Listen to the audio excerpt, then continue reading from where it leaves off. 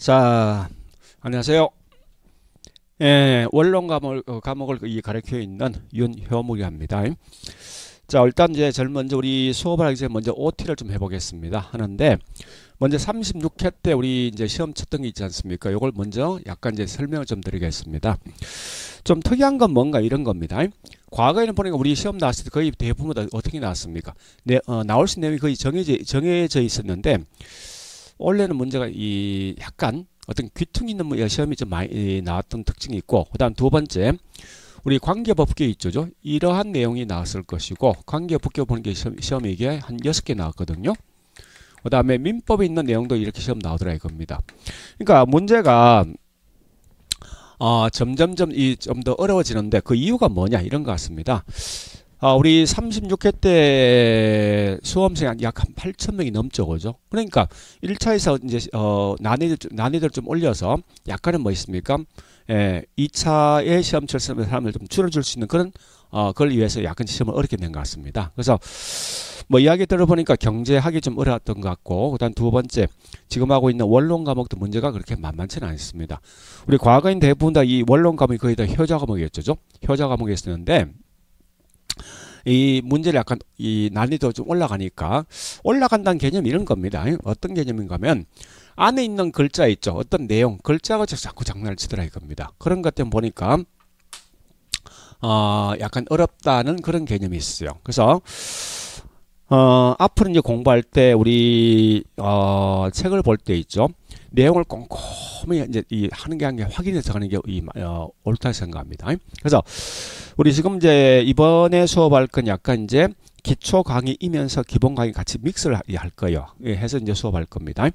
자, 그러면 일단 우리 과거에 나왔던 기출된 걸 좀 봐보겠습니다. 어떤 현상이 있는가 하면, 우리 총론은 보니까 매년마다 한 5개 또는 4개 나왔거든요. 그런데 올려보세요. 자, 36회 보니까 이게 몇 개 나왔습니까? 그죠? 9개 나왔다. 그죠? 그 왜 그런가 하면은 이겁니다. 부동산 분리해서 우리 관계법규에 있는 즉 용도, 자, 관계법규 뭐가 있습니까? 국토 계획 및 이용에 관한 법이죠. 국계법이. 여기서 한 6문제 시험 나왔다는 거예요. 그래서 이런 것 때문에 조금 이제 특이하게 시험 나왔던 현상이 있습니다.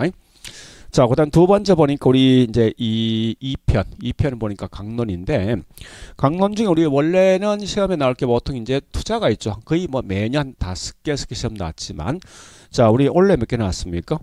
두 개 나왔다, 그죠? 그 왜 그런가 앞에 우리 보세요. 보니까 우리 앞에 뭐 있습니까? 이 부동산 분리해서 시험이 굉장히 많이 배당되다 보니까 그 이유가 보니까 이게 투자가 시험이 적게 나왔던 특징이 있습니다. 그래서 그런 현상이 있을 것이고, 나머지 보니까 경제도 뭐 거의 한 3개, 그죠? 시장론도 그냥 평양이 나왔습니다. 정책도 보니까 뭐 한 5개 정도. 그 다음에 조금 적게 나온 게 개발론이 좀 적게 나왔을 것이고, 나머지는 거의 비슷한 형태로 시험 나왔습니다. 자, 그리고 보니까 감정평가에선 당연히 뭐 있습니까? 감정평가 3방식이 제일 중요한 거죠. 그런데 이 감정평가 3방식에서는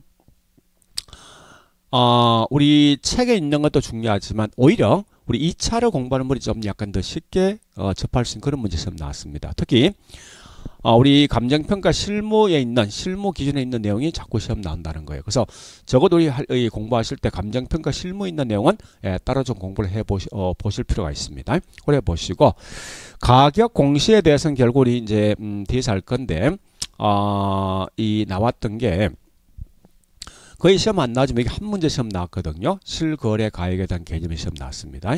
자, 일단 이제 그런 게 시험 나왔다 보시고요. 그래서 우리 문제를 보니까 이게 이 편차가 너무 심하다, 그죠? 문제가. 그래서 이제는 시험이 어디서 나올 것인지 예측하기 약간 좀 힘든 그런 특징이 있습니다. 그러나 좀 이따 이제 공부하면 알겠지만 내용을 한 개 한 개 뭐 있습니까? 정확히 보는 게 굉장히 중요합니다. 그걸 좀 기억해 보시고요. 자, 그러면 이 과목을 어떻게 공부할 것인가를 봐보겠습니다. 그래서 특히 이제 지금 하고 있는 원론 과목은 이게 미국에서 원서를 그냥 그대로 번역한 번역서다 보니까 가장 중요한 것은 처음 보는 내용은 반드시 뭐 있습니까? 여기 있는 용어 정리만 잘 하시면요, 원론 과목 50% 정도 공부한 이 효과가 있습니다. 그래서 한 예를 들어 보겠습니다. 자, 일단 지금 하고 있는 부동산학은 미국에서 나왔던 원서를 그냥 그대로 번역한 거니까 제일 먼저 공부하실 때 어떻게 하는 거면 처음 본 내용 나오면 제일 먼저 해야 될 게 뭐 있습니까? 이걸 안에 있는 내용을 보지 말고 우리말로 먼저 번역해 두라는 거예요. 하는데 자, 이 말 아닙니까? 준부동산. 우리말로 하면 뭐가 됩니까? 이 말이죠. 부동산도 아는 게 부동산 인체한다 이 말 아닙니까? 그죠? 그러니까 이렇게 먼저 번역해 보시라는 거예요. 하는데 자, 그럼 결국은 부동산이 아니면 뭐요? 동산이죠. 동산인 게 부동산 인체돌라 이 말 아닙니까? 그죠? 그럼 결국은 이 말은 뭐 있습니까? 원칙은 동산은 등기됩니까? 안 될 거 아니에요. 근데 부동산은 등기되죠. 결국 이 말은 뭐 있습니까? 동산이지만 부동산처럼 등기 등록을 하는 하는 게 뭐냐? 준부동산이다. 이렇게 보는 거예요. 그러니까 항상 뒤에서 하겠지만 이 원론 과목은 가장 중요한 건 뭘 보는 거? 키워드를 항상 찾아가야 됩니다. 그래서 얘는 가장 중요한 말이 뭐 이 말 아닙니까? 준부동산이란 뭐냐? 동산이지만 등기 등록을 하는 물건이다. 이 글자가 반드시 들어와야 됩니다. 이게 포인트거든요. 일단 이렇게 항상 공부할 때 우리말로 먼저 번역한 다음에 그 다음에 해야 될 게 뭐 있습니까? 그렇죠. 그죠? 안에 있는 키워드가 뭔가를 찾아가시면 이 공부하기 좀 쉬울 거예요. 자, 두 번째 지금 하고 있는 부동산학은 분명히 이건 사회과학입니다. 사회과학이란 말은 항상 뭐 있습니까? 비교할 대상이 무조건 있다는 거예요. 그러면 지금 하고 있는 뭐 있습니까? 복합 부동산과 복합 개념 부동산 좀 더 하겠지만 이건 서로 비교할 대상이거든요. 자, 그러면 처음 본 게 보니까 뭐가 있습니까? 복합이란 말이죠. 복합이란 말은 같은 말이 뭐죠? 종합. 결국은 이 말은 뭐예요? 복합이란 건 이 말 아닙니까? 여러 개 있는 걸 뭐요? 하나로 합친 게 뭐냐고 이게 복합이죠. 그죠? 그래서 자, 번역해 보겠습니다. 부동산 종류가 더럽게 많은데 이걸 하나로 묶었다. 이게 뭐냐? 복합 부동산. 얘는 뭐야? 부동산 개념이 엄청나게 많지만 이걸 하나로 묶었다. 이게 뭐냐? 복합 개념 부동산이라고 표현한답니다. 알겠죠? 그죠? 일단 그런 개념 먼저 보시면서 그러면 뒤에서 하겠지만 자, 우리 부동산 복합 부동산 어떤 게 부동산입니까? 어떤 게? 그죠? 토지도 있을 것이고 건물도 있고 그다음에 저기 뭐 있습니까? 수목도 있을 것이고 교량도 있을 것이고 돌담도 있을 것이고 전부 다 부동산 아닙니까? 통칭해서. 그죠? 그와 같은 많은 종류의 부동산을 갖다가 하나로 묶었다. 이게 뭐냐? 복합 부동산입니다. 그러면 자, 봐볼게요. 토지가 있고 그다음에 건물도 있고 그다음 뭐 있습니까? 수목도 있을 것이고 돌담도 있을 것이고 이걸 묶어서 보통 뭐 토지에 부착되어 있는 물건이죠. 이걸 묶어서 보통 뭐라 합니까? 정착물이죠. 그죠? 자, 그래서 자, 문제 가보겠습니다. 현재 보니까 복합 부동산은 크게 두 가지로 구분할 수 있다. 토지와 그다음 뭐요? 정착물이 원래는 각각 독립된 거래객체이지만 마치 하나로 결합된 상태로 이루어지는 게 뭐냐? 곧 이게 복합 부동산입니다. 그래서 그럼 얘는 키워드 뭐요? 그죠? 무조건 나오면 이 독립된 뒤에서 하겠지만 독립된 거래 객체가 중요한 게 아니라 현재 부동산 종류를 먼저 파악하라는 거예요. 그럼 뭐라 해야 됩니까? 토지와 정착물, 토지와 또 뭐 있으면 저기 있는 건물 등이 나오면 되겠다죠. 이와 같은 게 키워드 아닙니까? 그죠? 이게 나와서 그다음 나와서 이 하나 묶었다. 이게 복합 부동산이라 보는 거예요. 그 반대가 복합 개념은 이건 뒤에서 하겠습니다. 어쨌든 항상 제일 중요한 건 이 원론 과목은 비교할 대상이 누구냐 이걸 좀 보시라는 거예요. 굉장히 중요합니다. 그래 보시고 자, 그다음 세 번째 보니까 우리 항상 문제를 풀던 책을 보던 무조건 뭐 있습니까? 키워드 위주로 공부하시라는 거예요. 절대 부연 설명된 건 보지 말라는 겁니다. 알 필요 없으니까. 즉 무슨 말이냐? 항상 누구는 누구이다 보는 거지 중간에 부연 설명 등을 장난치지 않습니다. 알겠죠? 그래서 무조건 이 원론 과목은 항상 키워드 위주로 공부하라는 겁니다. 그래 보시면서 자, 그러면 봐볼게요. 원래 뭐 요 내용은 이 말입니다. 원래 부동산학은 크게 세 개 있는 과목을 합친 거예요, 사실은. 자, 우리 한번 따져볼게요. 내가 이제 집을 사기 위해서 이제 어디 갑니까? 중개사무소 가겠다죠? 가면 그 중개사무소한테 중개업자는 뭐라 하겠습니까? 야, 나 40평짜리 집을 구할 건데 집을 살 건데 있냐? 그럼 어떻게 하겠습니까? 있다 해야 되겠죠. 그래서 그럼 제일 먼저 그럼 현장 가보자. 가서 뭐 할 겁니까? 그죠? 이 건물이 어떻게 만들어졌냐, 어디 하자가 있냐 없냐, 이런 건축 관련돼 있는 내용을 보겠다. 그죠? 따라서 이게 뭐 결국은 건축 같은 말이 뭐냐, 기술적 측면과도 서로 연관돼 있을 것이고. 그래서 보니까 건축 집을 참 잘 지었거든요. 그러면 무조건 집을 잘 지었다 해서 무조건 뭐 있습니까? 예, 이 집을 삽니까? 그건 아닐 거 아니에요. 뭘 띄워봅니까? 그죠? 등기부 등본 띄워보죠. 아, 보니까 법률과도 서로 관련돼 있구나. 그죠? 그 다음에 현재 보니까 이 집값이 올라갈까 떨어질까, 경기 좋을까 나쁠까, 이런 경제상도 파악해주죠. 따라서 원래 부동산학은 기술, 경제, 법률 세 개 합친 과목이 부동산학이다 보니까, 자, 그럼 결국은 요 합쳤대 이 말이 뭐 결국은 종합과학이죠. 그죠? 합쳤대 이게 짬뽕, 응용과학 아닙니까? 그죠? 그 다음에 또 원래 부동산학은 인간이 개입된 학문을 연구하다 보니까 이건 사회과학이거든요. 그 다음에 경험을 통해서 만들어진 학문이고, 또 우리 뭐 있습니까? 일정한 법칙을 갖고 있어요. 그래서 규범과학인데, 그러면 자 봐볼게요. 여기 있는 출제형 보니까 이렇게 나오거든요. 부동산학은 설명이 쭉 있단 말이에요. 있는데 핵심이 뭐예요? 종합 응용 사회과학, 이 핵심 아닙니까? 그죠? 결국은 학문적 성격분야 종합 응용 사회과학이죠. 그죠? 이게 결국은 뭐 여기서 키워드가 된다는 거예요. 자, 다시 한번 설명해 보겠습니다. 자, 우리 법, 경제, 기술 합친 게 뭐죠? 종합이고 응용이죠. 그 다음에 의사결정 누가 합니까? 사람이 하죠. 사람이 개입된 학문이 뭐죠? 사회과학입니까? 거죠? 그런 것 때문에 항상 부동산학은 이와 같이 내용을 다 보지 말고 가장 중요한 키워드가 뭔가 항상 보고 따라가야 된답니다.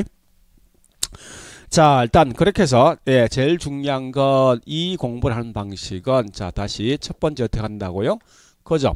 항상 보니까 부동산학은 원서니까 이걸 먼저 책에 있는 내용을 먼저 보지 말고 내식으로 어떻게 합니까? 번역한 다음에 그 다음에 여기서 가장 중요한 키워드가 뭔가를 파악해서 뭐 있습니까? 본 다음에 그 다음에 책에 있는 내용을 가지고 여기 있는 키워드를 정리하는 거예요. 이걸 좀 기억하시고, 두 번째 뭘 봐야 됩니까? 지금 하고 있는 부동산학은 반드시 이건 사회과학이 되어지다 보니까 항상 사회과학 기본 전제가 뭐죠? 비교할 대상이 있다는 거죠. 그죠? 그래서 무조건 비교할 대상이 누구냐, 좀 이걸 좀 기억하셔야 될 겁니다. 자, 일단 요 두 개를 꼭 좀 기억하시면서 공부를 하시면 되겠네요. 그러면 자, 이제 학습 전략인데 제가 제일 중요한 게 뭐냐 이겁니다. 우리 알고 있지만 공부는 무식하게 공부하는 게 아니죠. 얍삽하게 공부해야 됩니다. 그러면 자, 여러분 이 개론 원론 과목을 갖다가 이 목표 점수 몇 점이죠? 몇 점? 보통 보니까 한 70점 이렇게 생각하던데, 그죠? 70점이면 결국은 40문항 중에 몇 개입니까? 그죠? 28문항이죠. 그죠? 이 말은 이론상 뭐 있습니까? 여기 있는 12개는 틀려도 상관없다 이 말 아닙니까? 쉽게 말해서. 그죠? 그럼 결국은 이 말은 결국 뭐 있습니까? 원론 과목 전체를 다 볼 필요 있습니까? 없다는 거예요. 그래서 왜 그런가 하면 제가 좀 이따 하겠지만 이 원론 과목 앞뒤 순서가 없습니다. 공부하실 때. 그러니까 특징은 어떤 이 1절, 2절, 뭐 3절이 있으면 제가 나중에 이제 이 수업을 다 하겠지만 여기 있는 2절을 모른다 해서 3절을 모르는 거 아니에요. 각각이 다 별개거든요. 별개. 그래서 항상 공부할 때는 뭐 있으면 무조건 절별로 공부하셔야 되는데, 이때 중요한 거는, 그래서 항상 얘는 공부할 때 뭐 있습니까? 선택과 집중. 아는 건 철저하게 뭐 있습니까? 내 걸로 갖고 하셔야 돼요. 어려운 건 가감히 버리시라는 거예요. 그러니까 왜 그런 거 뒤에서 하겠지만 여기 있는 특정한 이 절을 모르면요, 이거 버리라는 거예요. 버리고 그 다음에 있는 내용과 하시 되거든요. 그런 것 때문에 항상 공부하실 때 뭐 있습니까? 이 원론 과목은 내 목표 점수를 잡고 거기에 대해서 뭐 있습니까? 내가 몇 개 정도 버리겠다 했으면 그 중에 내가 아는 건 철저히 내 걸 갖고 가시고 모르는 건 가감히 뭐 있습니까? 버리라는 거예요. 알겠죠? 그래 하시고, 당연한 이야기지만 출제 빈도가 높은 걸 우선 먼저 공부해야 되겠죠. 일단 그렇게 내용을 정리하시면 되겠습니다. 자, 일단 요 정도에서 제가 이제 OT를 끝낼 건데요. 어쨌든 이제 중요한 거는 여러분 이제 공부하시면서 이 원론 과목 약간 효자 과목이 되어지다 보니까 적어도 70점에 75점 정도 맞춘다고 생각하시는데, 다만 이 책에 있는 내용 가지고는 다 커버 못합니다. 왜냐면 우리 보니까 아까 했지만 이게 36회 문제 트렌드를 보니까 다른 과목이 있죠. 뭐 저기 있는 뭐 있습니까? 우리가 알고 있는 뭐 이 관계법규라든지 그다음 민법이라든지 심지어 우리 세금이 있죠. 세법. 그러니까 세법이란 중개사법 같은 시험 나오거든요. 그러니까 그런 것도 나오다 보니까 조금 강범위한 그런 내용이 있다 보니까 어쨌든 우리 이 과목 이외 다른 과목도 같이 연계해서 공부하는 게 굉장히 효과적입니다. 자, 그렇게 하시고 이것으로서 이제 우리 OT는 끝내겠습니다. 어쨌든 1년 동안 열심히 해서 목표했던 그 이 감정평가가 되기를 꼭 바라면서 이렇게 해서 OT 수업을 끝내겠습니다. 자, 수고했습니다.